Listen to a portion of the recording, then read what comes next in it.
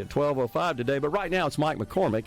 He's the president of the Mississippi Farm Bureau Federation. Mike, thanks for coming in. Thanks for having me. All right, Mike, so first big question, of course, is what does all this tariff situation mean to Mississippi's farming industry? Well, let's get it right off on the front end. Tariffs aren't good for farmers. We've got to pay for higher input cost, and we lose markets when this happens. But we also understand that we're not being treated fairly, and we understand that that's the goal of this, that we've got to have these markets, but they've got to be done in a fair and open market. So we're hoping we'll get there sooner rather than later. You can look at the markets last week. They responded just like the stock market did, very negatively, but it's very early. So we're hoping that some of it will come back this week. I checked it this morning early, and things were up just a little bit. It's going to have a bigger impact on some commodities than others. So, we're just riding this roller coaster. Who were our big customers from a foreign nation perspective, Mike, for Mississippi's farming products? So the good news for us is Canada and Mexico are our two biggest trading partners, and right now they've been spared under the USMCA agreement and whatever they've done to mitigate some of the border crisis. So right now we're okay with those, and I want to give credit to Secretary Brooke Rollins. She was in a meeting with us one day. We were supposed to have her for a whole hour at an American Farm Bureau board meeting, and she had to leave and go to the White House and talk about that. Part of our fertilizer supply, about 80% of potash comes from Canada, and any disruption in that market going into a year where we don't need any additional cost would have been really detrimental to the farmers. So Mexico and Canada, right now, we're not talking about them. And then the third one is China, which is squarely in the crosshairs. Okay, so the Commissioner of Agriculture, Andy Gibson, indicated on social media that China was not a customer of Mississippi farm products. So help us out with that. Well, I don't know where he's getting his statistics, and he would probably know better than I, but I do know we send about 20% of the exports in the United States for a particular commodity the export market goes to China. So if the soybeans doesn't come from here out of a grain bin here, but it does come from a grain bin somewhere else, it's still supply out of the system that we're going there.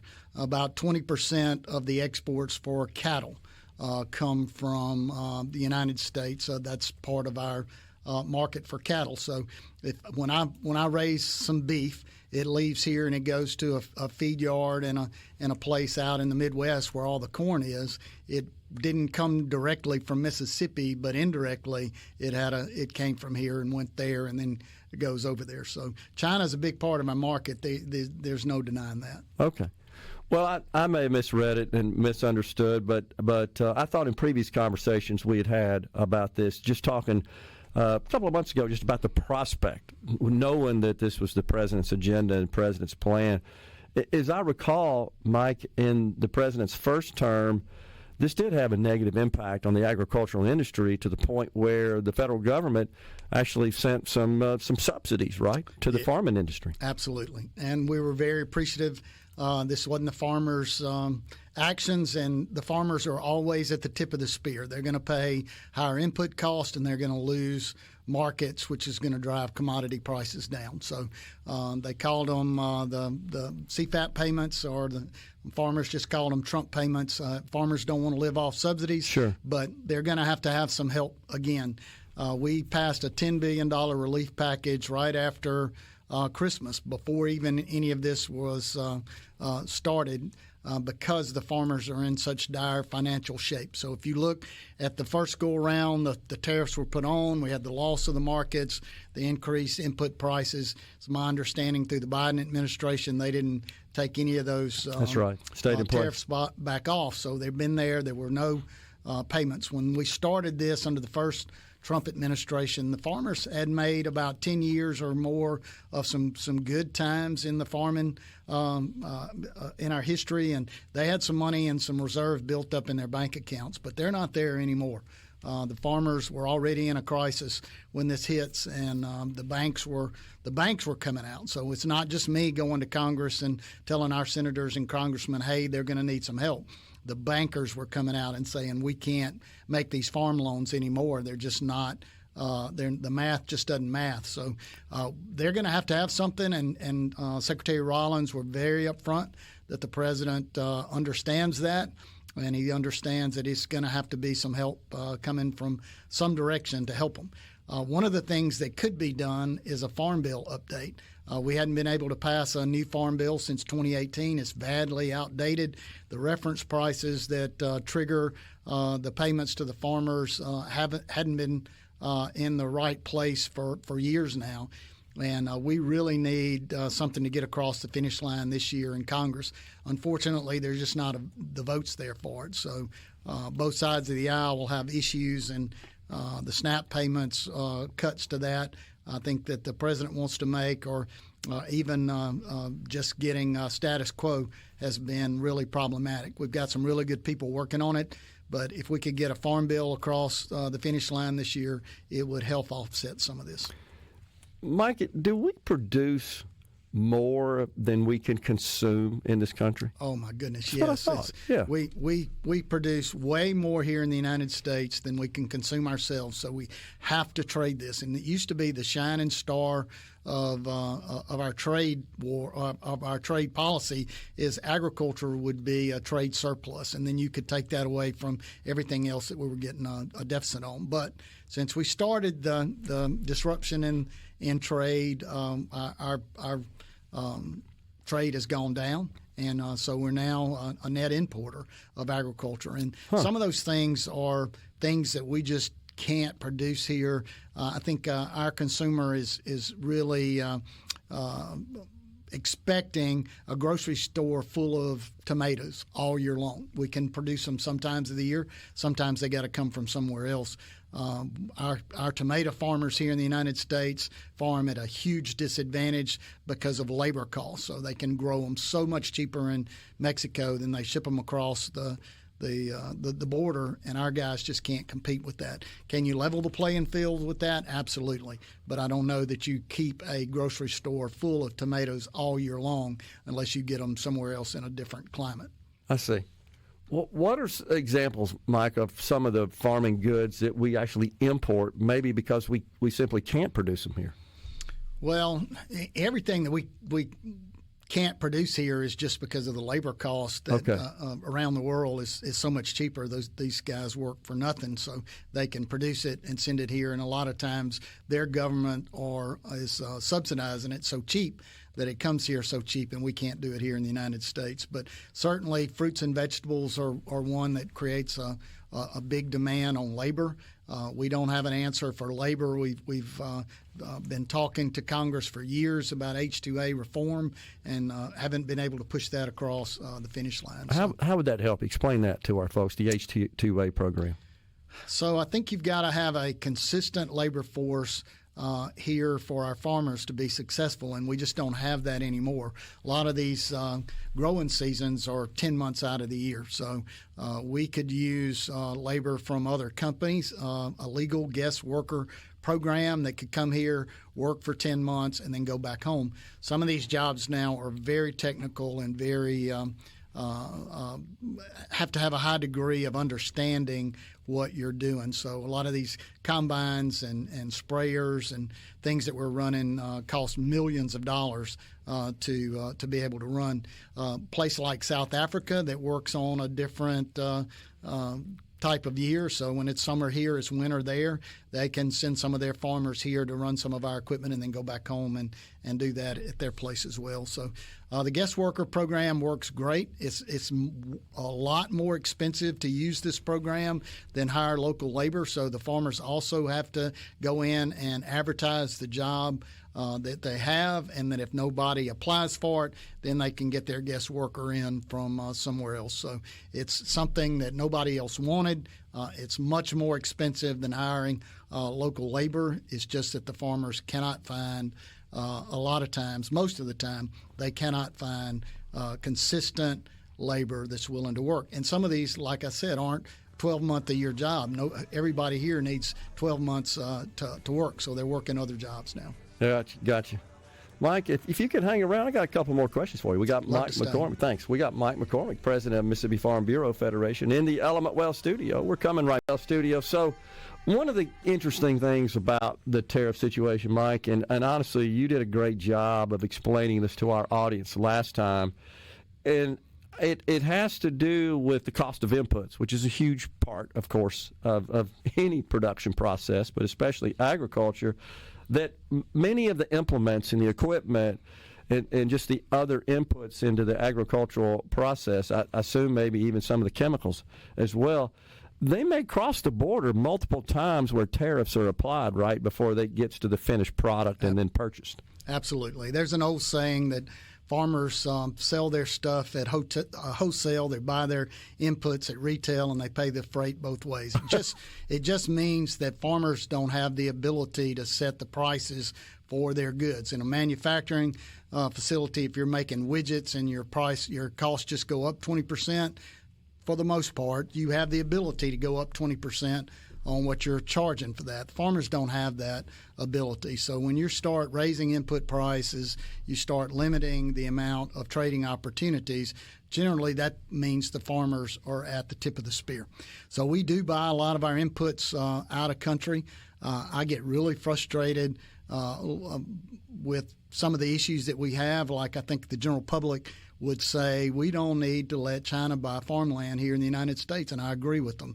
But the majority of those land purchases were done through a couple of different purchases that the U.S. government approved, like Smithfield Meat. Okay. We sold our largest pork-producing company to the government of China, and that was a terrible idea. But that land came over with it. So now you've got farmers caught in the middle of they're growing for this company. Should we put them out of business? Or I think the government should try to buy them back. If this is not a good idea, buy it back.